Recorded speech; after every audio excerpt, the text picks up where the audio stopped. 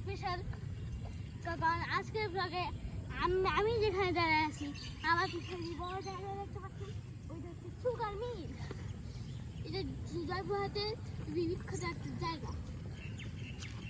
এই সুগার মিলের জন্য এই জয়পুরহাট বিখ্যাত হয়েছে। দেখতে পাচ্ছেন এইখানে আমার দাদা আগে চাকরি করতো, এখন উনি আমাদের সঙ্গে নাই। আপনারা সবাই আমার দাদার জন্য দোয়া করে দিয়ে দিবেন, কারণ উনি মারা গেছে। এই বিছানা জায়গাটা দেখতে পাচ্ছেন, এটা শীতের সময় চালু। আপনাদেরকে এই ইন্ডাস্ট্রিটা দেখার জন্য আপনাদেরকে জয়পুরহাটে আসতেই হবে। আপনাদেরকে জয়পুরহাটে আমাদের বাসায় দাঁড় থাকবে, আপনারা কিন্তু অবশ্যই আসবেন। এখান থেকে যা দেখা যাচ্ছে ভিতর থেকে আরো 40 গুণ বড়। এটা ভিতরে এখন ঢোকা যাবে না, এই শীত হলে আপনাদেরকে ভিতরে দেখাইতাম।